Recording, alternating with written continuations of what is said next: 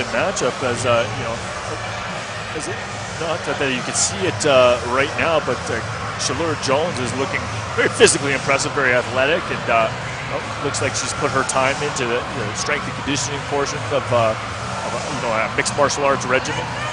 Coralie Dixon looking very thick and powerful for a young lady.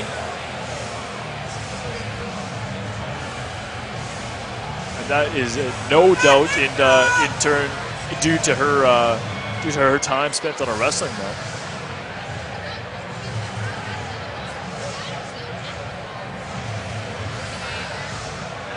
Interested how she transitioned from amateur to pro with her wrestling, if she's able to ground pound, and how her striking will be.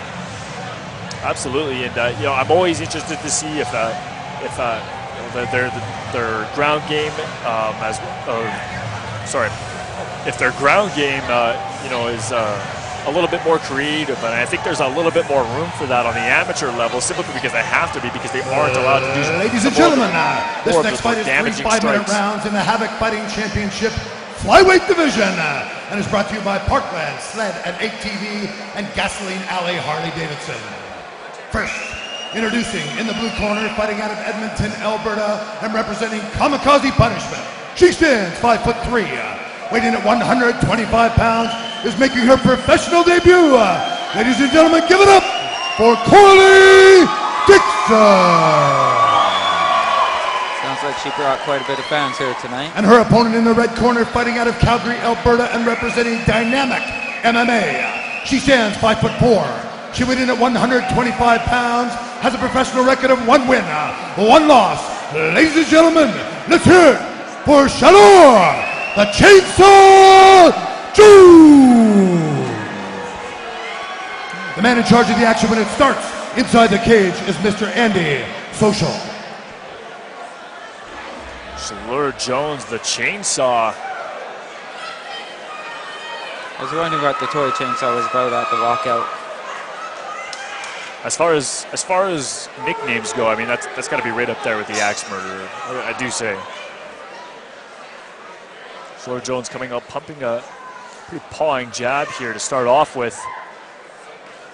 She has a nice low stance. Coralie Dixon stance too. Chandler's coming out very aggressive with the boxing. Coralie Dixon finds her way to a 50-50 and lands a nice knee to the midsection. Ooh, nice knee snuck in there.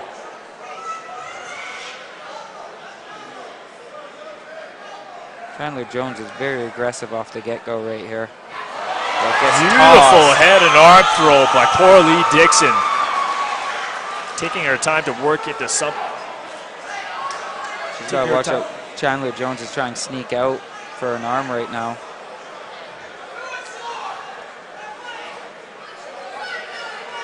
She is, but I gotta say, I think she's wasting her time here. What she needs to do is get her hips off the cage, and she does. But Coralie Dixon is looking at home and side control here, putting a good amount of pressure on her opponent. And she had no problem transition to half, and now she's landing nice little elbows here. Nice little elbows, a nice little knee to the body. She's looking to... Right now, she's doing a good job blocking Chandler Jones' advances. She's trying to slip in the knee to regain half guard or full guard, and Dixon's doing a good job switching her hips every time she goes for it and reclaiming half guard. Chainsaws, side control. Eating some sharp elbows from Coralie Dixon.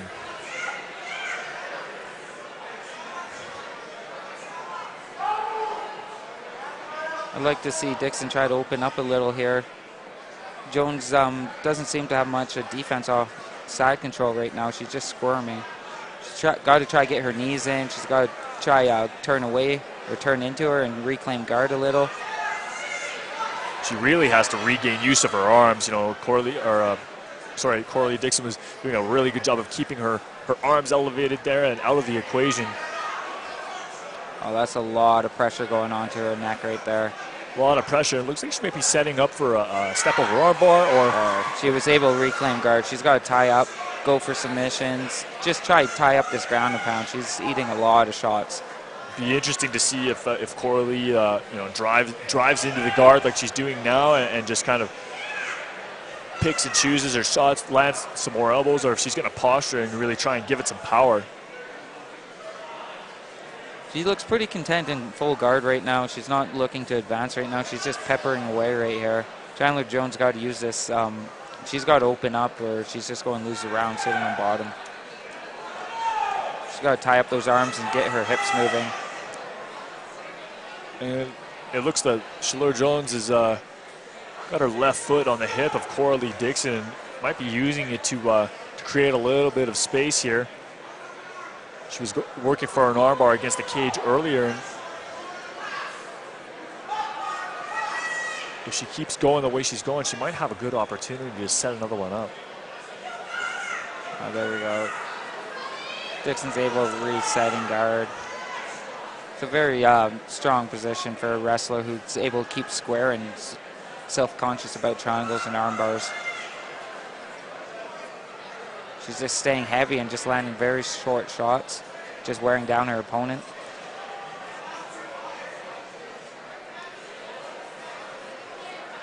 I'd like to see her try to advance her position and not just sit in guard here.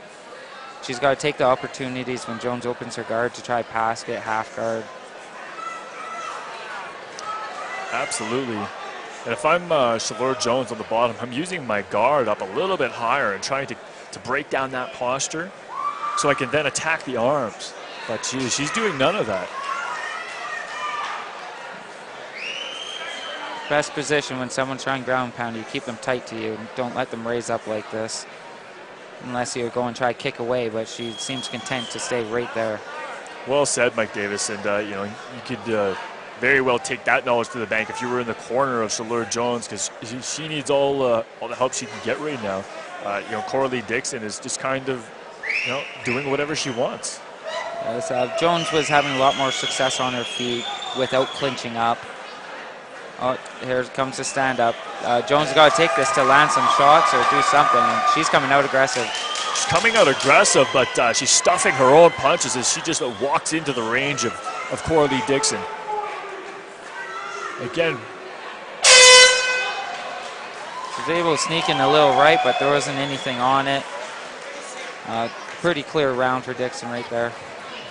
Coralie Dixon, or Chaleur Jones of Dynamic MMA, walking back to her corner, shaking her head, looking as though those short elbows and short punches definitely took a little bit of a toll on her. She seems very frustrated. To avoid this, she's got to keep her boxing on the outside. She's much longer than Dixon. She's got to just pop jabs, take her time, maybe throw little kicks here and there, but she cannot just bull rush into the clinch with a wrestler of this caliber. She's just going to get tossed again. Absolutely. You know, I agree 100%. Pump jabs, set up a right hand, and when she gets close, punish her with knees and, you know, maintain that distance.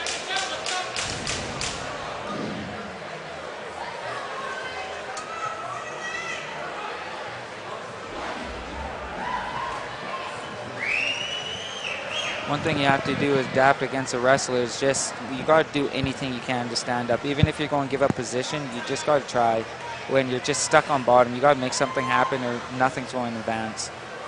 Agree 100%. You know, Chaleur Jones has got to get her respect here immediately in round number 2. Just keeping a nice low base here at least to start off the round. Keeping the low base, but just pawing off with that jab. You know, she's looking like she's going to set up a right hand, but well, let's put something together other than just a couple of straight punches. It's not going to stop Coralie Dixon, who fires off a beautiful right knee. Now this time she was very smart and tried to break off the clinch immediately. She's trying to move away. She committed with her hips forward, and you cannot do that against a wrestler. You've got to keep your hips back. And Chaleur Jones looking to push the head of Coralie Dixon down, but Coralie Dixon looking powerful in her posture and is having none of it. Keeping Jones up against the cage and firing knees to the inside of her thigh, getting her dancing and possibly, very likely, setting up another takedown. Yeah, she's trying to get her move her feet so she could swim in and take a takedown here by peppering these knees. It's a very grindy position, and people never realize how tiring this is. It's exhausting.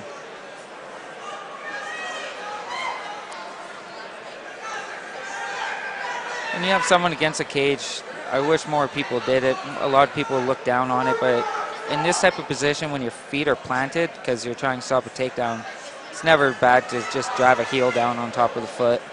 It's always painful. Very good tactic against a grindy fight like this. I see nothing wrong with that. I don't know why anybody would look down on it. You know, right there, Chandler dropped for a takedown, ate a couple of knees because she went wide with her. You got to have good posture in this. The look on Coralie Dixon, some of those knees actually found their mark. It might have hurt her. Yeah, she was squinting there. She's absolutely undeterred as she presses her opponent against the cage and continues to work for a takedown. Dixon's committing a lot to the body, trying to wrestle her down. She's not really attacking the legs right here, so it's letting Jones just sit down more. She should try chain something together to get her down. Some of those knees are absolutely moving those legs around. She's really finding some impact, finding the mark each and every time she fires them off. And, you know, and Chaleur Jones is giving her all the room to work on that. And she was able to get her down. Yeah, I'm not exactly sure what happened there. It looked like a little bit of a junk move, kind of a circus throw, but you know, it worked, and she's down inside control again. Chaleur Jones is wrestling for some kind of wrist control there. What she needs to do with her arms is find the middle again, fight for the center, get some underhooks, get up to one knee, and stand straight up. Jones has to get something going here. She didn't show the ability to be able to get out on the last fight from the bottom. While it's inside control, before she gets too much, advances her position to mount, or it starts taking too much damage. And oh, here's a key lock. Coralie Dixon now working on a key lock that was looking very, very close to being completed there.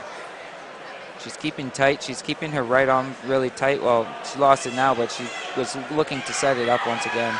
Considering what happened before with Chaleur Jones, you know, slipping back into her guard and just getting punished throughout round one, you know, she doesn't have many options left at her disposal here. You just got to go for broke and try to get up at this point. She's not offering much offense. She's just kind of kicking up her legs and holding Dixon, not taking too much damage. Where a more seasoned wrestler would start reining the knees into the body and really start punishing her for her pacifism.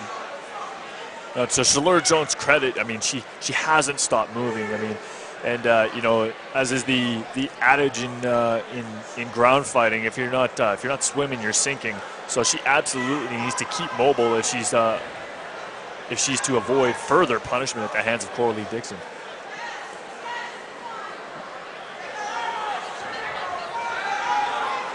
Now we're looking like a crucifix here. She was landing a few solid shots there. Obviously sent the fear of God into Chaleur Jones, who immediately escaped that position. She's putting on quite a pace on top, just grinding. Jones has got to really go back into her corner at the end of this round and decide what she wants to do from the back if they go there. She cannot keep clinching up, and she's got to work harder to avoid it. Not a good way to end the round. I would have liked to see Dixon try to go for this earlier in the round and try to finish.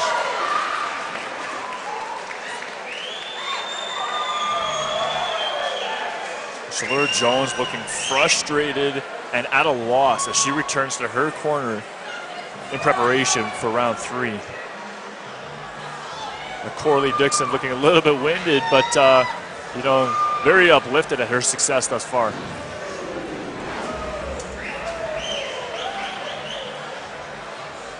There comes a beautiful knee by Dixon there, sneaking over the top. She's been using those knees very effectively so far, and I'd like to see more of them. The effects of which were absolutely written all over Chaleur Jones's face there. And here we see that brief crucifix and those short left hands, which Coralie Dixon was able to find a home for. I find when you're in the crucifix position, if you're making room to punch, you're just better off elbowing there. More chances of cuts, more chance of higher impact on the bridge of the nose to break it. It takes so much energy to punch, where those cuts, you could just slice them across and you don't need much room. I'd like to see a bit more of that. You sounded so mean right there, Mike. Well, if I didn't know you, I would think you were an absolutely terrible person. Telling people foot stomp other people and try to slice them open. It's MMA though.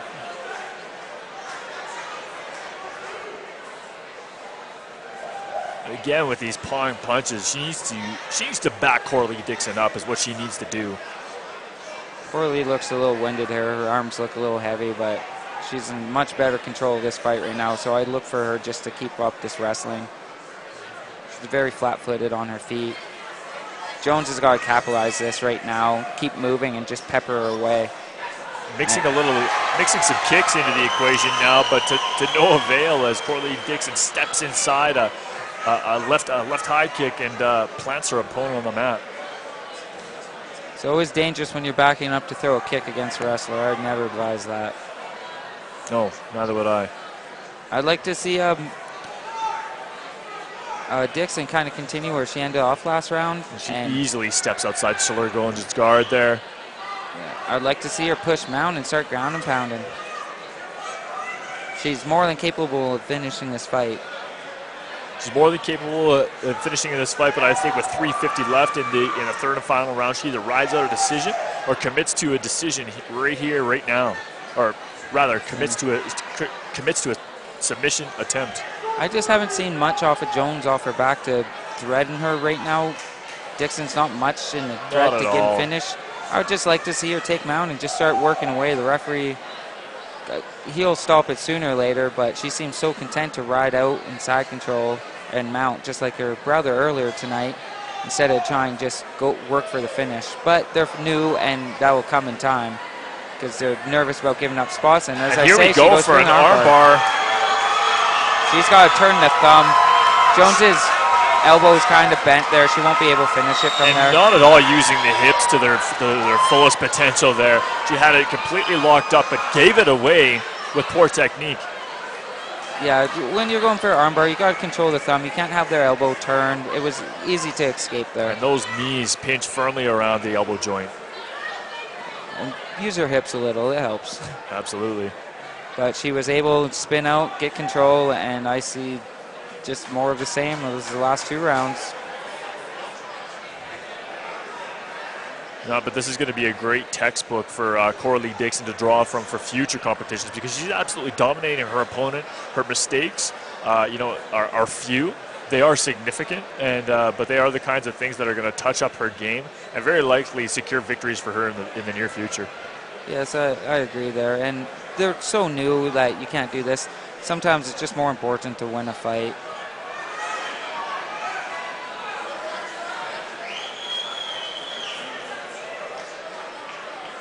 And now Chaleur Jones here looking as if she was moving towards an armbar.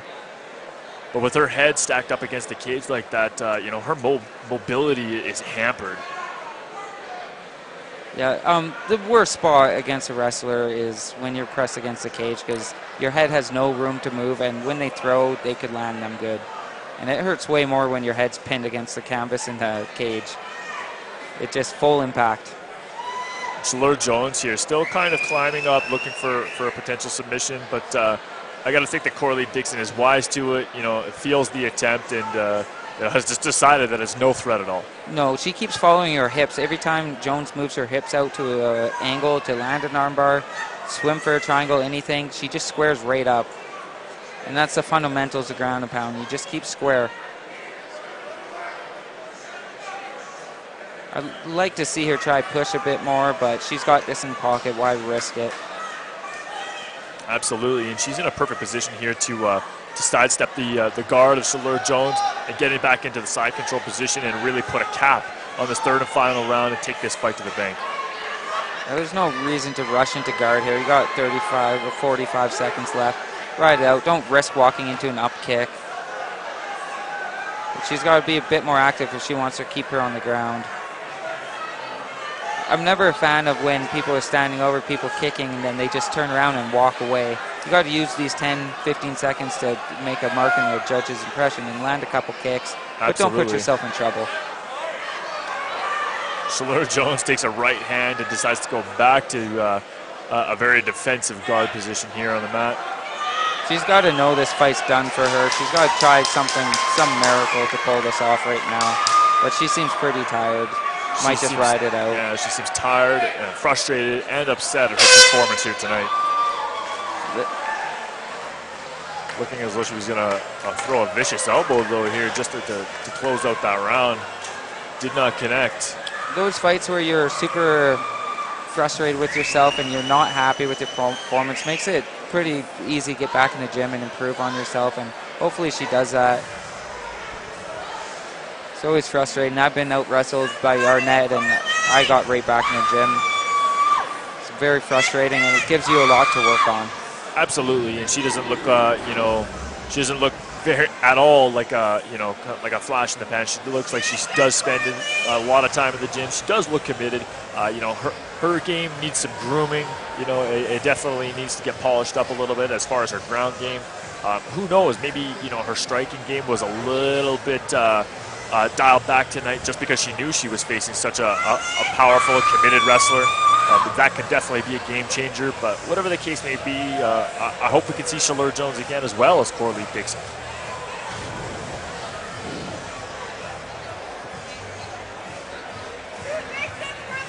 And there's always potential to fight HAVOC's own Stephanie Insenza too, because there's not many women out here, and either female here could be a future opponent. Absolutely, and there's been talk of a female title match taking place in the fall, and there are a few women kicking around who could very easily slip into that top spot against Stephanie Insenza. Whether or not they would do very well. Ladies and gentlemen, after 3 rounds, we go to the judges' scorecard. All 3 judges score this fight 30-27 for your winner by unanimous decision. In the blue corner, Coralie